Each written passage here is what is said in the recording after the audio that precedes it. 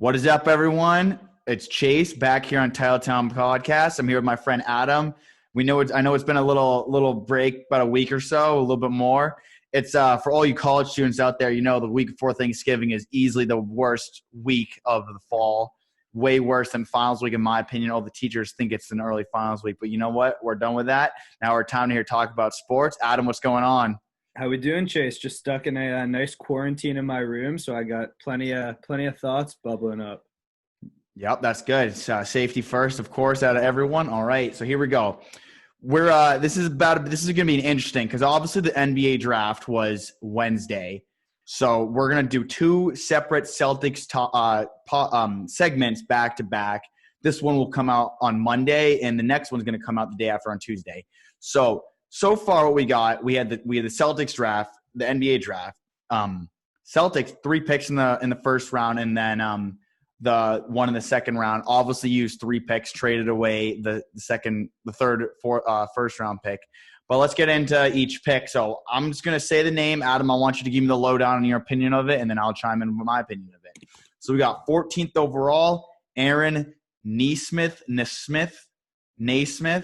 however you want to put it. What's your opinion on this, Adam? I'm sure we'll get into this a little bit later, but for starters, I'm a little disappointed we picked anybody number 14. I know we talked before. I was very, very much hoping that we were going to use that as part of a trade package. But anyway, regardless, we do have him now. We did make the pick, and I mean, I think he was best available player at that time.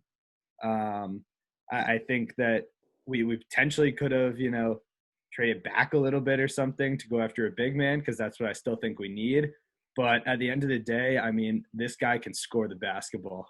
He can just shoot absolutely lights out, and especially on a team that kind of struggled down the road in the playoffs, to have that big shot, have that person can go score the basketball.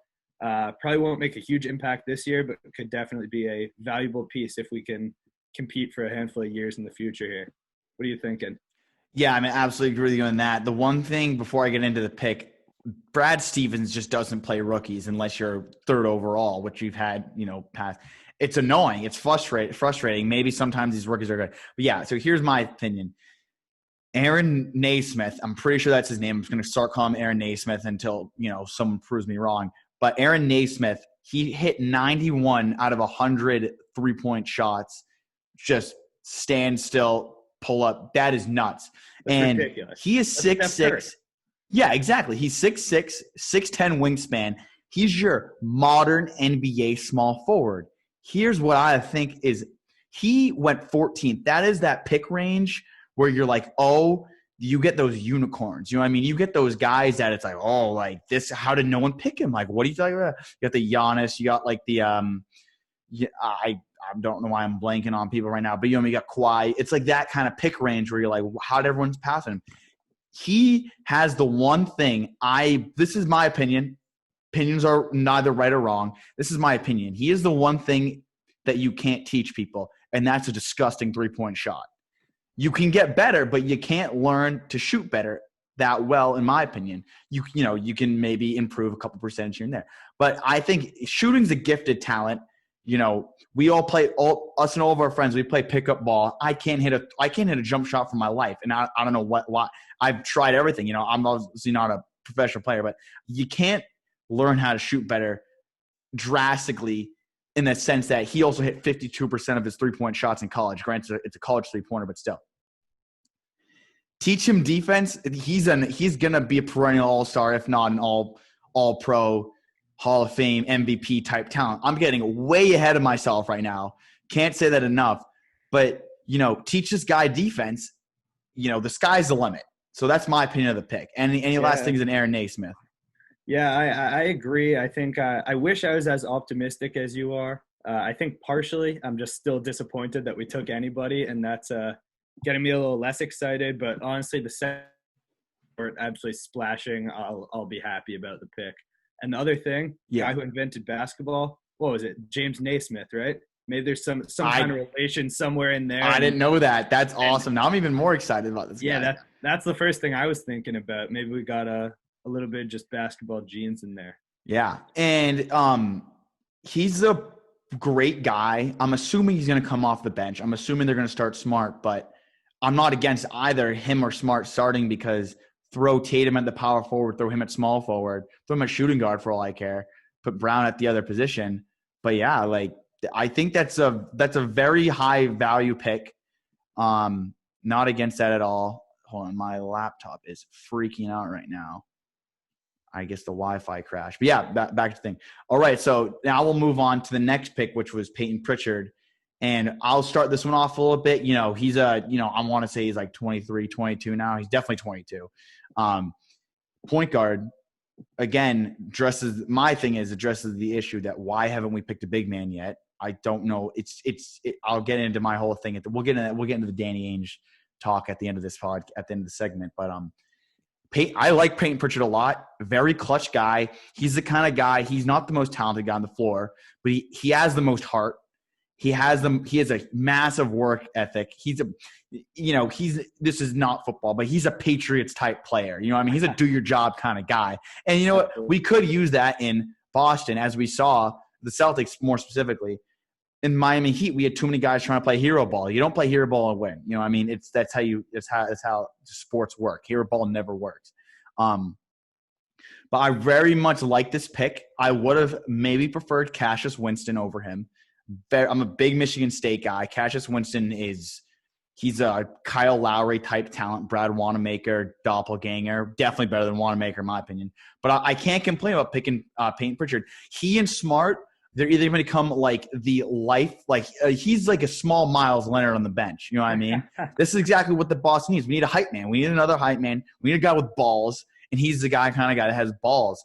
And that's all I can really say about him. I don't hate the pick. Danny, would have preferred if you picked the center, but I don't hate the pick. Thoughts on that, Adam? Yeah, I agree with you a lot on this one. I think that he might not have been needed to take so early, but then again, yeah, I kind of love this guy. Just that spark you mentioned. Honestly, I kind of see this as like the direct replacement for Brad Wanamaker. Yeah, Wanamaker's gone. No way we get him back. Well, I think they've officially announced that he's gone too. All right, good for that. And at that point, I mean, you're right. You need that guy who's going to go throw his heart out on the floor with the second unit, maybe the third unit if we need him to. And he's just going to put everything out there. I'm obviously a talented guy, a good, strong point guard. I kind of like that he's a little bit older. I mean, how many guys play 4 years in more college? Pro ready, you know what I mean? I think that he just kind of has that factor of experience and stuff like that. So, yeah, definitely an interesting pick, a pick that absolutely shocked me in the moment. But now I've had a little bit of time to sit with it. I'm pretty excited about it, actually. Yeah, I mean, I obviously CU Boulder. I go to Boulder. He came into the Pepsi Center, lost. I don't hate that. The course, sorry, I'm messing up things. But yeah, the first thing they said after we picked him was Celtics went clutch. Yeah, I don't care if he logs 1 minute a game with 2 points a game. If that 2 points is a game-winning shot, that's worth it. We all say, I do agree. Could he have gone later? Of course. But I respect, and, I'm a hypocrite because last time we talked about, when I was talking about the Pats with Christian, I said, we gotta stop picking value, picking our value and picking highest value. But he also wasn't the best. But I respect Danny for picking the guy he likes and not wanting him to fall.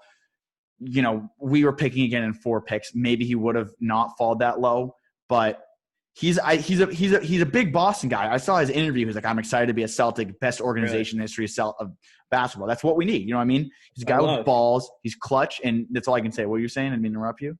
No, I was saying I totally agree. The one other thing I'll add is I feel like the Pac-12 basketball gets very little love. And, I mean, I think it was the same thing with, like, Jaylen Brown coming out of Cal. Like, yeah. I feel like people don't know who these guys are as much as some of these, ACC guys and stuff like that. So I do also think a little more attention on him maybe would have kind of made it make more sense that he went first round.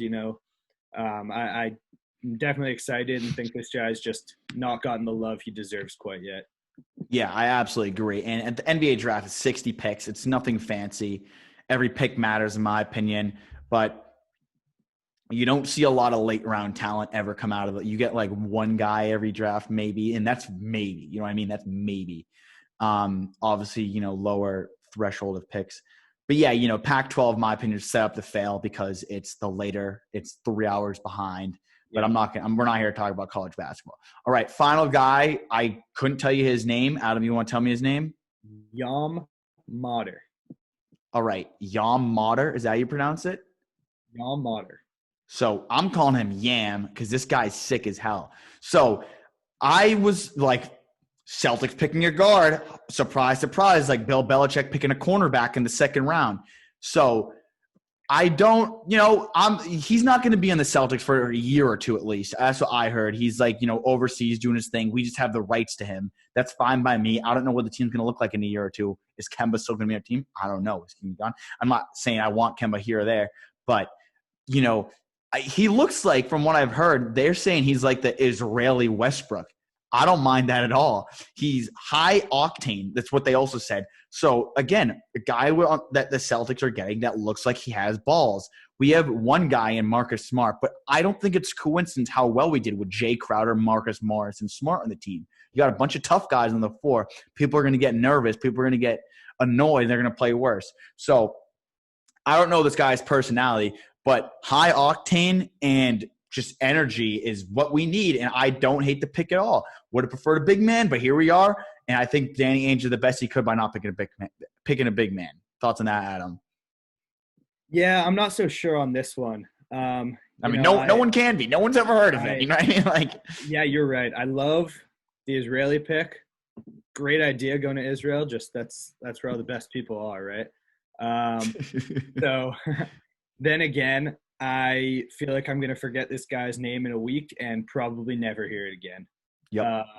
I feel like we always do these kind of draft and stash kind of guys, and they all just turn into Gershon Yabusele. Yeah, I was going to say Gershon Yabusele. That's the last one I know. I think he made like a 3-pointer once. That was pretty cool. Yeah. King of the G League. I think this guy's going to play overseas for a little bit, maybe come play for the Red Claws, maybe be like the 15th man on the bench, and then we're either going to drop him or trade him. I mean, there's so many guys in front of him. I understand that it's kind of like a for the future pick, but I would have been just as happy if we took that and maybe another future pick and something and just traded it for a different pick in another year. Like, we just didn't need this pick. I guess I can't complain. It doesn't really matter. It doesn't make us worse, but I just can't see it's turning into anything at all. Yeah, and I'm obviously coming out as way more optimistic, and that's just like, you got a little bit of good cop and bad cop, and you're bringing everyone back down to earth. But it's a lot of it is the ceiling to floor, his potential, and it's with Naysmith and Pritchard. You know what I mean? It's just with this guy. I'd rather have him on our team to start with than him be on another team and he just ends up being gross. I'd rather that than anything. But yeah, obviously we don't. I'll give you that. I mean, it doesn't upset me, obviously. Who cares if we have this guy and I probably never hear of him again? I mean, yeah, maybe he turns into the next Russell Westbrook, like you said. I mean, I can't complain if that's the case. I just think we shouldn't have really any expectations on this one. Yeah, absolutely. I mean, might not ever see him in a Celtics uniform, and that's all you can say. All right. So any last thoughts about the draft before we end the segment?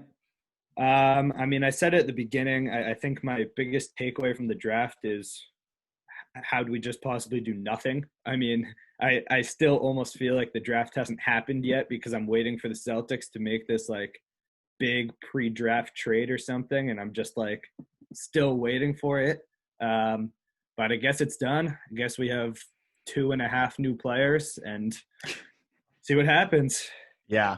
I mean, I'll just say what you're saying. That draft was so boring. Oh my God. The first trade didn't happen like the 16th pick. Everyone was jazzing up. This is going to be the most exciting draft in forever.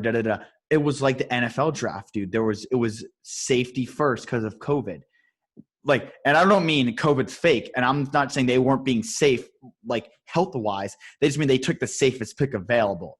And it's I don't care if it's the most boring draft ever, but don't set our expectations so damn high. Don't set our damn expectations so damn high.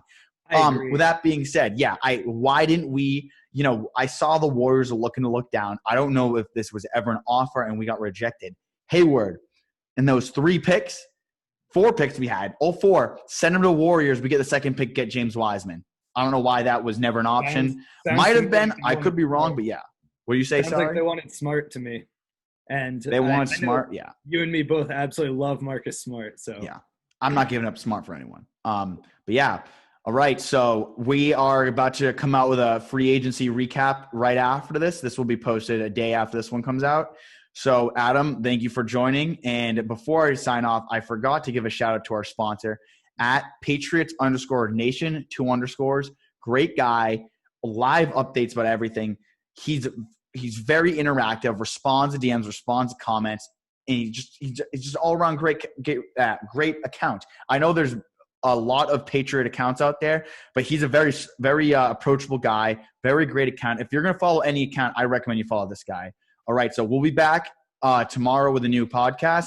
But all right, see you then, Adam. Thank you for joining. Of course. Peace out, man.